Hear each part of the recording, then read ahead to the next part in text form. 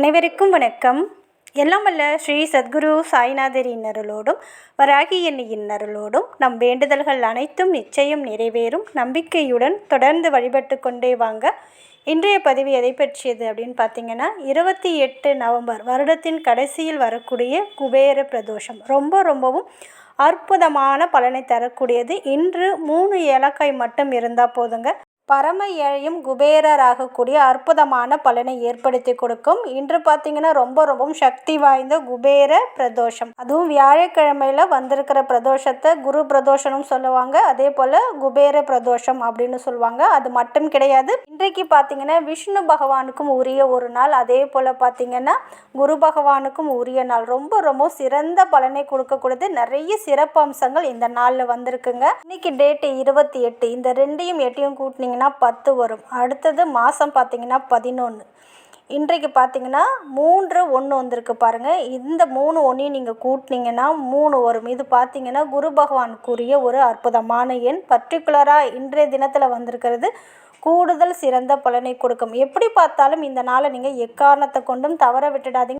இந்த நாள் உங்களுக்கு கிடைக்கிறது ரொம்ப அரிதான ஒரு விஷயம். அதனால் இன்றைக்கி உங்களால் என்ன பண்ண முடியுதோ, என்ன மந்திரம் சொல்ல முடியுதோ, என்ன வழிபாடு பண்ண முடியுதோ அதை கண்டிப்பாக இன்றைய தினத்தில் பண்ணுங்கள். அதே போல் பார்த்திங்கன்னா இந்த பிரதோஷ காலத்தில் தான் குபேரர் சிவபெருமானை பூஜை செய்து நவநிதிகளை பெற்றதாக ஒரு ஐதீகம். ஒவ்வொரு பிரதோஷத்தன்றும், அதாவது குபேர பகவான் இருக்கார் பாருங்க, அவர் பூமிக்கு சிவபெருமானை வழிபடுவதாக ஐதீகம். அதனால் இந்த நேரத்தில் நம்மளும் சிவபெருமானை வழிபட்டு நம்ம வாழ்க்கைக்கு தேவையான செல்வ செழிப்பு, நல்ல ஒரு பணவரவு, குபேரர் போல் நம்மளுடைய வாழ்க்கையும் மாறணும் அப்படின்னு சொல்லிட்டு நீங்கள் சிவபெருமானை இன்றைய நாளில் வழிபடும் போது நம்ம வாழ்க்கைக்கு தேவையான தன தானியம் செல்வம் அனைத்தும் நம்ம இல்லம் தேடி வர்றதுக்கான ஒரு வாய்ப்பை சிவபெருமான் ஏற்படுத்தி கொடுப்பாங்க. அதனால் இன்றைய நாளை எக்காரணத்தை கொண்டும் தவற விடாமல் இன்று மாலை நேரத்தில் வரக்கூடிய 4:30 மணிலேருந்து 7:30 மணிக்குள்ளே செய்யலாம். சப்போஸ் அந்த நேரத்தில் உங்களால் செய்ய முடியலன்னா இன்று இரவு ஒரு 10 மணிக்குள்ளே இந்த ஒரு வழிபாடு செய்யலாம். பூஜை ரூமில் சிவபெருமானுக்கு முன்னாடி ஒரு அகல் தீபத்தை ஏற்றி வச்சுக்கோங்க.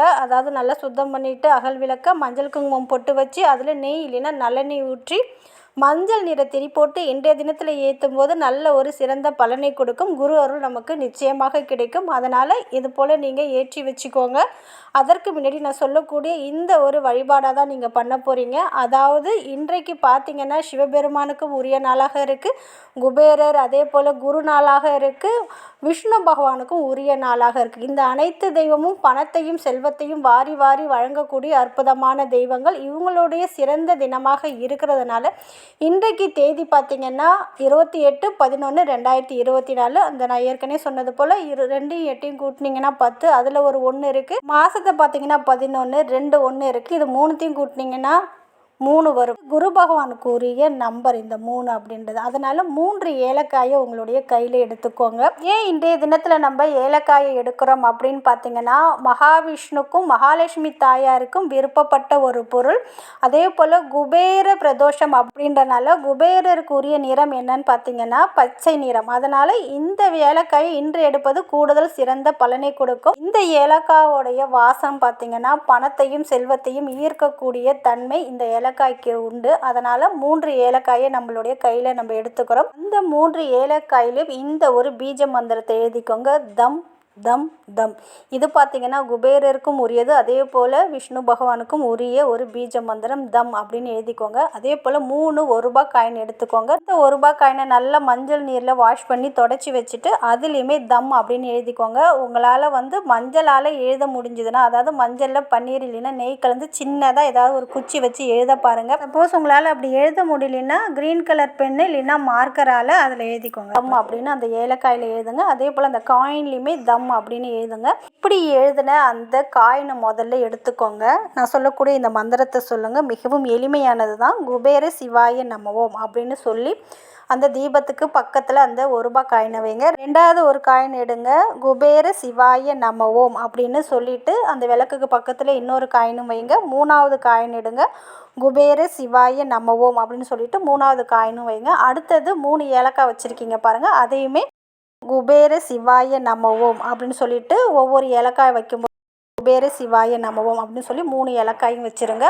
இந்த 3 1 காயினும் இந்த 3 ஏலக்காயும் நீங்கள் தீபம் ஏற்றி வச்சுருக்கீங்க பாருங்கள், அந்த இடத்துல வைங்க. வெறும் தரையில் வைக்காமல் ஏதாவது ஒரு பிளேட்டு, மண் பிளேட்டாக இருக்கலாம், இல்லை வந்து பித்தளையால் ஆனதாக இருக்கலாம். அதற்கு மேலே இந்த மந்திரத்தை சொல்லி நீங்கள் அந்த தீபத்துக்கு பக்கத்தில் வச்சுட்டு உங்களால் முடிஞ்சதுன்னா நெய்வேத்தியமாக இன்று கடலைப்பருப்பு சுண்டல், அதாவது கடலைப்பருப்பு இருக்குது பாருங்கள், அந்த சுண்டல் வைத்து நீங்கள் நெய்வேத்தியமாக படைக்கலாம். அதே போல் அதில் வந்து நீங்கள் பாயசம் செய்தும் இன்றைய தினத்தில் படைக்கும்போது நல்ல ஒரு அற்புத பலனை ஏற்படுத்தி கொடுக்கும்.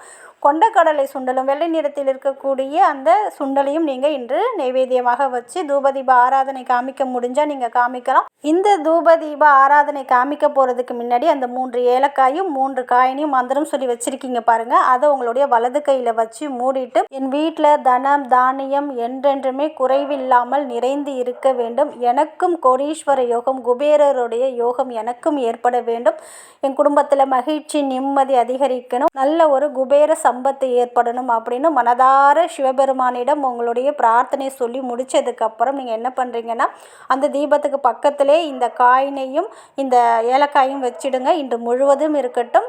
இரவு தூங்க போகிறதுக்கு முன்னாடி அந்த 3 காயினையும் அந்த 3 ஏலக்காயும் ஏதாவது ஒரு மஞ்சள் நிறத்தில் இருக்கக்கூடிய துணியில் ஒரு முடிச்சு போல் கட்டி அதை நீங்கள் பணம் நகை வைக்கிற இடத்துலையும் வைக்கலாம், உங்களுடைய கல்லாப்பேட்டிலையும் வைக்கலாம், பீரோவில் நீங்கள் எந்த இடத்துல வந்து பணம் நகையெல்லாம் வச்சுருக்கீங்களோ அந்த இடத்துல வைக்கலாம், உங்கள் பர்ஸ்லையும் வச்சுக்கலாம். இப்படி இன்றைய நாளில் இந்த பூஜை செய்யும்போது நிச்சயமாக உங்கள் வாழ்க்கையில் மிகப்பெரிய ஒரு பண வரவை ஏற்படுத்தி தரும். பரம ஏழையாக இருந்தாலும் குபேரர் ஆகக்கூடிய ஒரு வாய்ப்பை சிவபெருமான் இன்று உங்களுக்கு நிச்சயமாக வழங்கக்கூடிய அற்புதமான நாள்.